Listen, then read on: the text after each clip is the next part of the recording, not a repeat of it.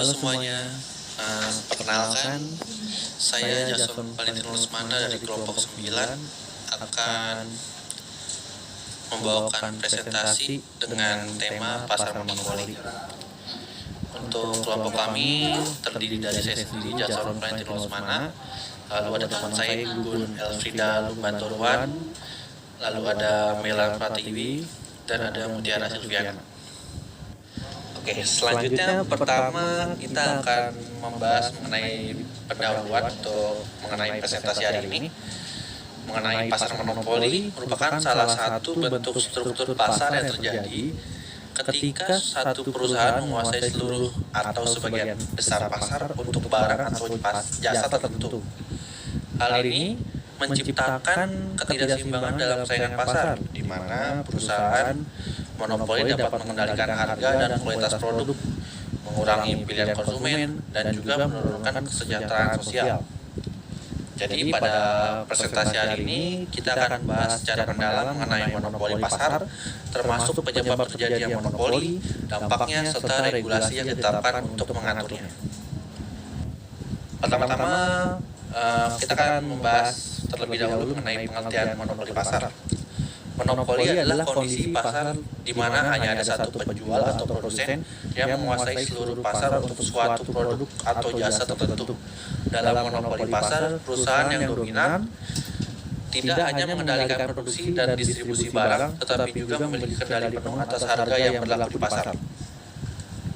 Lalu ada ciri-cirinya nih untuk monopoli pasar. Pertama, pasar monopoli adalah industri satu perusahaan.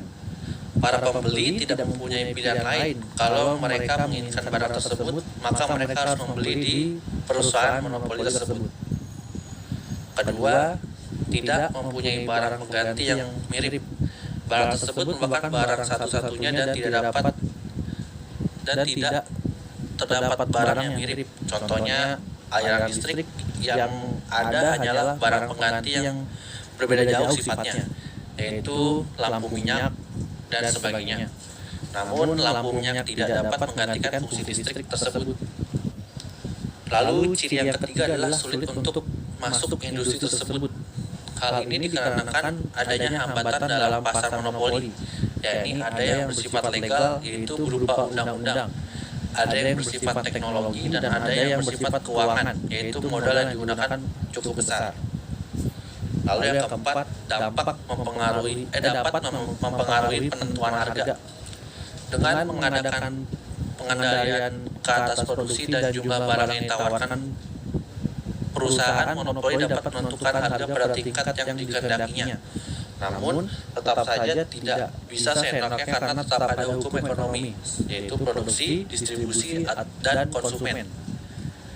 Tingginya produksi suatu barang dan jasa akan mengakibatkan perusahaan harus menurunkan harga agar bisa terdistribusi semuanya kepada konsumen.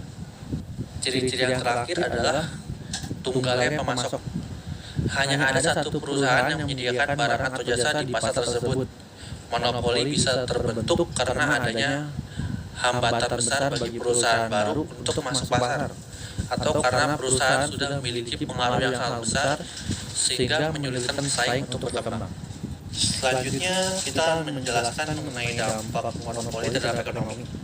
Jadi dampaknya itu ada dampak positif dan dampak negatifnya. Pertama kita bahas dulu dampak positifnya. Pertama, ada efisiensi skala. Perusahaan besar dapat menghasilkan barang dalam jumlah besar dengan biaya produksi yang lebih rendah, yang dapat menguntungkan konsumen dalam jangka panjang. Yang kedua, inovasi. Dengan kekuatan pasar yang dimilikinya, perusahaan monopoli bisa berinvestasi dalam penelitian dan pengembangan untuk menghasilkan teknologi baru atau meningkatkan kualitas produk. Yang ketiga, investasi jangka panjang. Dengan keuntungan yang stabil, monopoli bisa lebih mudah berinvestasi dalam riset, pengembangan, dan infrastruktur. Selanjutnya, untuk dampak negatifnya, pertama, harga lebih tinggi. Tanpa adanya persaingan, perusahaan monopoli bisa menetapkan harga lebih tinggi daripada yang seharusnya dalam pasar yang kompetitif. Yang kedua, kualitas produk menurun. Kurangnya persaingan bisa menyebabkan perusahaan monopoli tidak berfokus pada perbaikan kualitas produk karena konsumen tidak memiliki pilihan lain. Yang terakhir, kurangnya pilihan untuk konsumen. Monopoli membatasi pilihan produk bagi konsumen yang mengarah pada ketidakpuasan. Saya Mutiara Silviana dan saya akan menjelaskan tentang jenis monopoli. Jenis monopoli ini tersendiri yaitu terdiri dari 1. Monopoli alamiah. Monopoli alamiah ini terjadi karena perusahaan besar dapat mengoperasikan skala produk yang lebih efisien, yang membuat perusahaan kecil tidak dapat bersaing. Dalam beberapa kasus, perusahaan besar memanfaatkan keuntungan dari skala ekonomi untuk menawarkan harga yang lebih rendah, dan ini lebih menguntungkan bagi masyarakat. Yang kedua yaitu monopoli buatan. Monopoli buatan ini terjadi karena perusahaan mendapatkan posisi dominan di pasar dengan cara yang tidak wajar. Misalnya dengan menggunakan kekuatan pasar yang ada untuk menghalangi pesaing atau dengan adanya kebijakan pemerintah yang melindungi perusahaan tertentu. Yang ketiga, monopoli negara. Monopoli negara, beberapa monopoli pasar dikuasai oleh negara, di mana negara berperan sebagai satu-satunya penyedia barang dan jasa tertentu. Contoh dari monopoli negara ini tersendiri yaitu adalah penyediaan jasa pasokan air, gas, dan beberapa sektor lainnya di banyak negara. Dan yang keempat yaitu monopoli legal. Jenis monopoli ini terbentuk karena adanya suatu perlindungan hukum atau regulasi pemerintah yang dapat memberikan suatu hak eksklusif kepada satu pihak. Bentuk dari perlindungan monopoli legal yaitu berupa 1. Hak paten, hak eksklusif atas suatu penemuan atau teknologi tertentu. Yang kedua yaitu hak cipta, perlindungan terhadap suatu karya intelektual seperti buku, musik, atau perangkat lunak. Yang ketiga merek dagang, hak atas penggunaan simbol, logo, atau nama produk tertentu. Yang selanjutnya yaitu penyebab terjadinya monopoli, yang dimana monopoli ini terjadi sendiri karena ada beberapa faktor yang mempengaruhi. Yang pertama yaitu faktor ekonomi. Monopoli seringkali terbentuk karena adanya penguasaan sumber daya penting atau keunggulan dalam teknologi yang tidak dapat disaingi oleh perusahaan lain. Misalnya, perusahaan yang menguasai sumber daya alam tertentu atau memiliki keunggulan dalam proses produksi yang dapat mendominasi pasar. Yang kedua yaitu faktor teknologi. Teknologi yang sangat maju juga bisa menjadi faktor penghalang bagi pesaing yang lebih kecil. Inovasi yang mengarah pada penurunan biaya produksi atau peningkatan kualitas produk akan mempermudah perusahaan monopoli bertahan di pasar. Dan yang ketiga, regulasi. Pemerintah dapat membuat kebijakan yang mendorong terbentuknya monopoli, misalnya dengan memberikan lisensi eksklusif atau hak paten untuk perusahaan tertentu. Pemerintah juga melakukan privatisasi perusahaan negara yang sebelumnya merupakan monopoli negara. Yang keempat yaitu faktor pasar.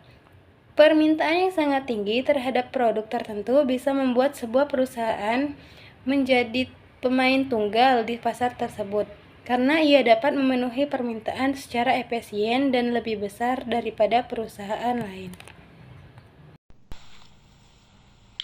Perkenalkan, nama saya Gugun Alfreda Banturuan. Di sini saya akan melanjutkan untuk menjelaskan yaitu bagian regulasi pemerintahan terhadap monopoli. Pemerintah di berbagai negara memiliki peran penting dalam mengatur monopoli pasar. Beberapa langkah yang diambil untuk mengurangi dampak buruk monopoli antara lain yaitu ada 3. 1. Undang-undang anti monopoli. Banyak negara memiliki undang-undang yang dirancang untuk mencegah terbentuknya suatu monopoli dan memastikan adanya persaingan yang sehat di pasar. Misalnya, di Amerika Serikat ada Sherman Antitrust Act dan Clayton Antitrust Act yang melarang praktik monopoli. 2. Intervensi pemerintah. Pemerintah juga dapat campur tangan dengan mengatur harga atau mengenakan pajak tambahan pada perusahaan monopoli untuk mencegah mereka menyalahgunakan posisi dominannya. 3. Pemecahan perusahaan monopoli. Di beberapa kasus, pemerintah memaksa perusahaan yang memiliki monopoli untuk dipecah atau dibagi menjadi beberapa entitas yang lebih kecil untuk menciptakan suatu persaingan. Tujuan dari regulasi pemerintahan yaitu ada 4, menjaga persaingan usaha yang sehat, mencegah praktik monopoli dan persaingan tidak sehat, melindungi konsumen dari eksploitasi harga dan kualitas buruk, dan mendorong inovasi dan efisiensi ekonomi.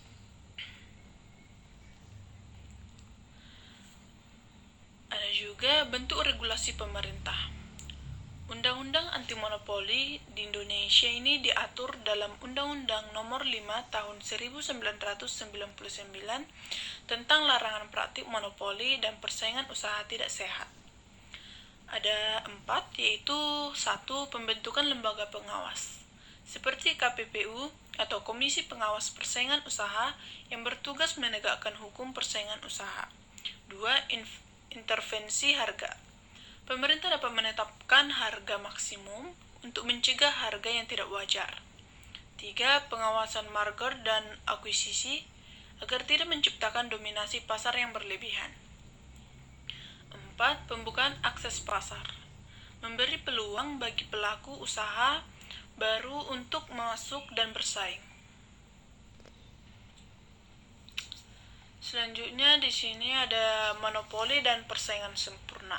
Yaitu dalam teori ekonomi, pasar persaingan sempurna dianggap sebagai pasar yang paling efisien, di mana banyak perusahaan bersaing untuk menyediakan barang atau jasa yang serupa. Harga ditentukan oleh pasar, dan konsumen memiliki banyak pilihan.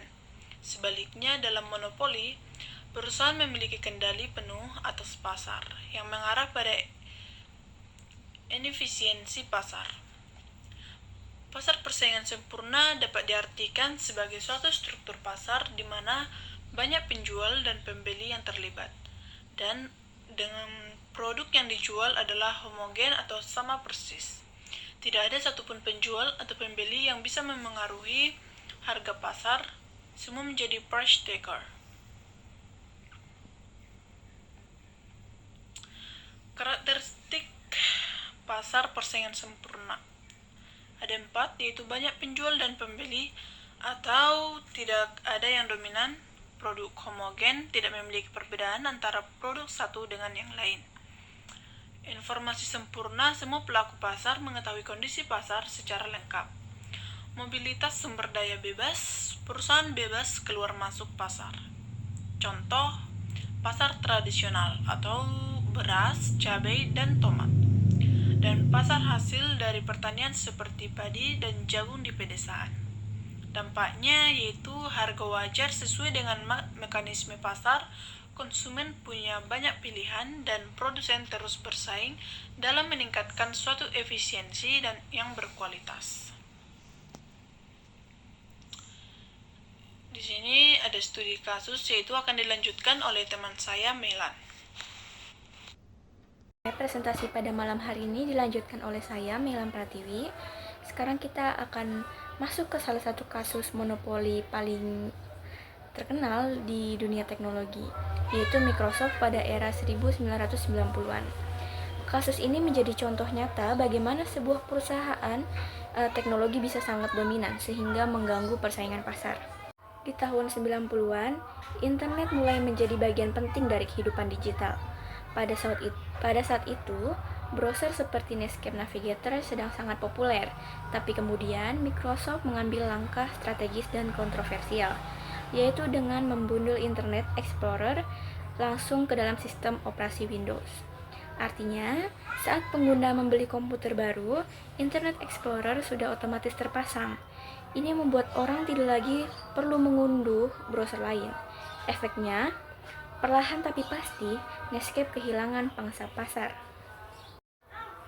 Microsoft memiliki dominasi penuh di pasar sistem operasi komputer, karena Windows sudah menjadi standar industri. Banyak produsen komputer lainnya nyaris terpaksa memakai Windows. Kalau tidak, mereka akan kehilangan daya saing di pasar. Nah, ini tuh menunjukkan kekuatan monopoli. Ketika suatu perusahaan memegang kendali besar, bukan hanya konsumen yang terdampak, tetapi juga produsen dan kompetitor.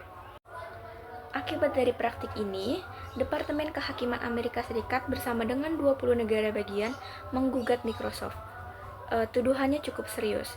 Pertama, Microsoft dianggap menyalahgunakan posisi dominannya untuk menyingkirkan pesaing, khususnya di pasar browser. Kedua, mereka membundel Internet Explorer secara paksa, membuat kompetitor seperti Netscape Navigation tidak punya peluang yang adil. Ketiga, mereka menjalankan praktik yang dianggap anti-kompetitif. Pada tahun 2000, pengadilan memutuskan bahwa Microsoft bersalah karena melanggar hukum persaingan.